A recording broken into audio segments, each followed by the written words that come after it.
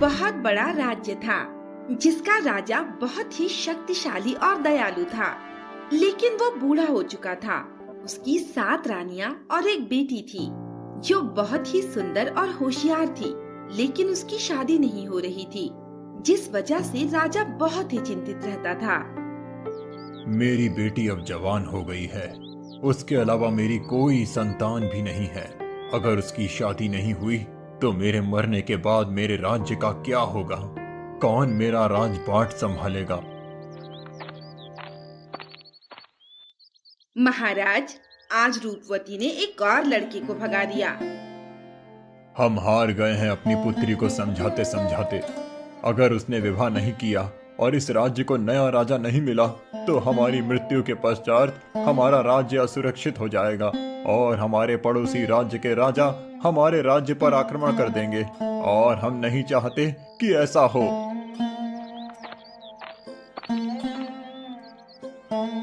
पिताजी, जब तक मुझे योग्य वर नहीं मिलेगा मैं विवाह नहीं करूंगी। राजा जब बहुत परेशान होता था तो शिकार करने जंगल जाया करता था। राजा उस दिन भी शिकार करने जंगल गया। आज एक भी शेर नहीं मिला, लगता है जंगल के और अंदर जाना पड़ेगा।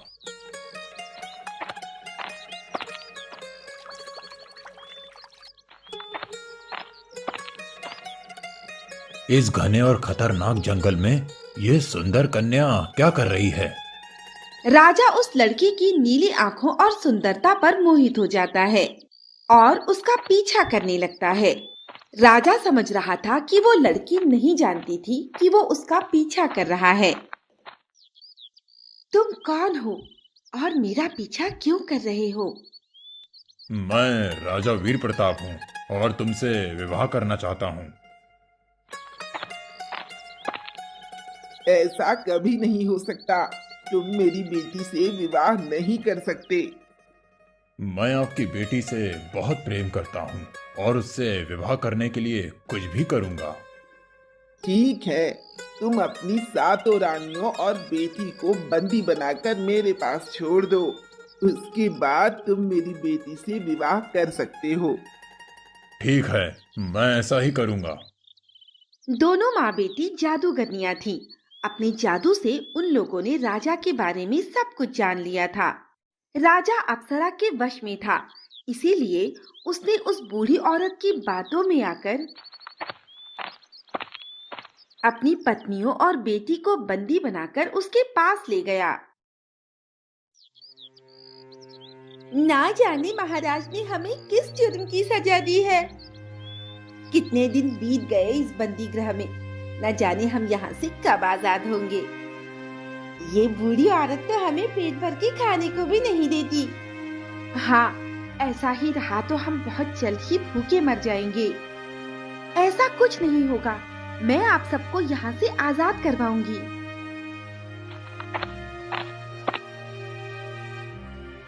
तुम सब यहाँ से कभी आजाद नहीं हो सकती। ये लो, आधी रोटी खाओ।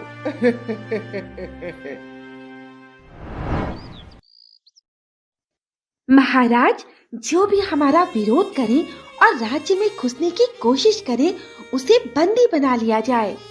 राजा उसके मोह जाल में फंसा था, इसीलिए वो जो भी बोलती राजा वही करता। मुझे 6 महीने हो गए दीवार में छेद करते हुए। बेटी, तूने दीवार में छेद कर दिया। बस माँ, ये छेद इतना बड़ा हो जाए कि आप सब इस छेद से बाहर निकल सको। नहीं बेटी, सूरज निकलने वाला है।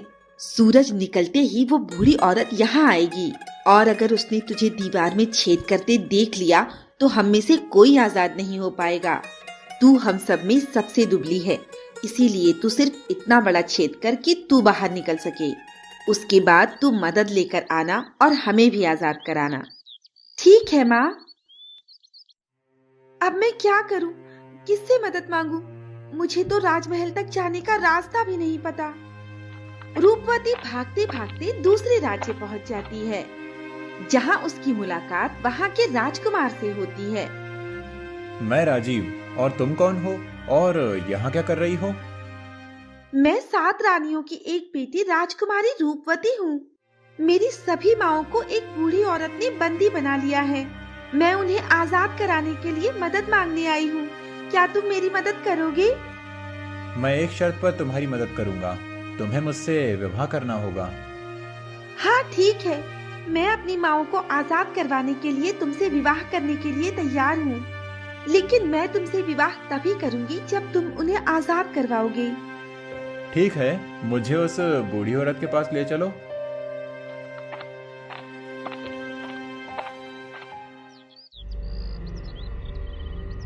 ये है वो बूढ़ी औरत जिसने मेरी सभी माँओं को बंदी बनाया है। मैं अभी इसे मारकर उन्हें आजाद करवाता हूँ।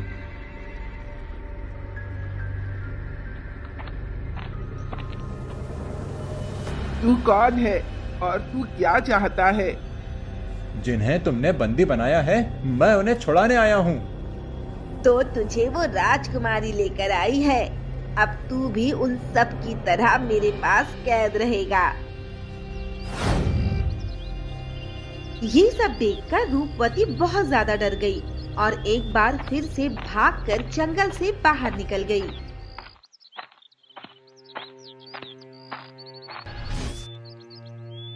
अब मैं क्या करूंगी? उस बूढ़ी औरत से छूटी तो इन सैनिकों ने मुझे पकड़ लिया। मेरी वजह से वो राजकुमार भी उसकी कैद में है। वो सैनिक उसी राज्य के थे जो उसे उसके पिता के सामने ले जाते हैं।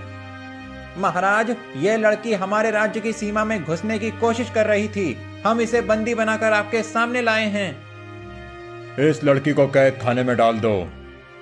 पिताजी, मैं रूपवती, मैं आपकी बेटी हूँ। आपने मुझे पहचाना नहीं? मेरी कोई बेटी नहीं है, इसे ले जाओ यहाँ से। तुम्हारे पिता उस बूढ़ी औरत के वश में हैं, जिसकी कैद में तुम और तुम्हारी सभी माएं हैं। जब तक उसका जादू नहीं टूटेगा, तुम्हारे पिताजी किसी को नहीं पहचानेंगे। तुम कौन हो और ये सब कैसे जानती हो? मैं अपने पिताजी को उस बूढ़ी औरत की जादू से कैसे मुक्त कराऊं? उसके लिए तुम्हें सोमरस तालाब का पानी लाना होगा, जिसे पीने के बाद तुम्हारे पिता उस जादू से मुक्त हो जाएंगे। वो तालाब दक्षिण दिशा में घने जंगलों के बीच है। तू जा, वहाँ तेरी मौत तेरा इंतजार कर रही है। वहाँ कोई तालाब नहीं, बल्कि बहुत बड़ा राक्षस है जो तुझे कच्चा चबा जाएगा। ना जाने वो तालाब अभी और कितनी दूर है। मैं बहुत थक गई हूँ, थोड़ी देर आराम कर लेती हूँ।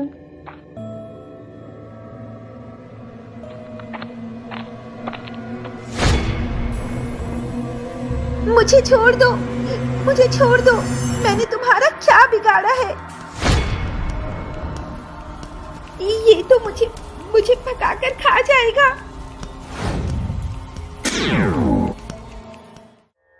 आपका बहुत बहुत धन्यवाद। आपने मुझे इस राक्षस से बचाया।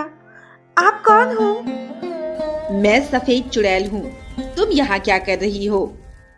रूपवती उसे सारी बात बताती है। मैं समझ गई, ये उस काली चुड़ैल का काम है। वो लोगों को अपने वश में करके उनसे मनचाहा काम करवाती है। उसने तुम्हारे पिताजी को भी अपने वश में किया हुआ है, जिसमें उसका साथ उसकी माँ दे रही है। तुम मुझे अपने साथ ले चलो, मैं तुम्हारे पिताजी को उसके वशीकरण से मुक्त करवाऊंगी। तुमने मुझसे जो लाने को कहा था वो मैं ले आई हूँ। ये जिंदा वापस कैसे आ गई?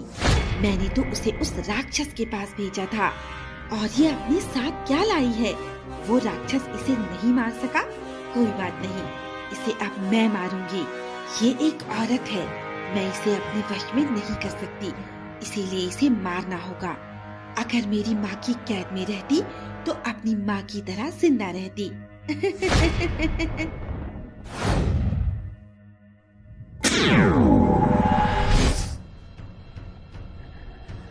सफेद चुड़ैल, यही है वो जिसने मुझे वहाँ पर भेजा था।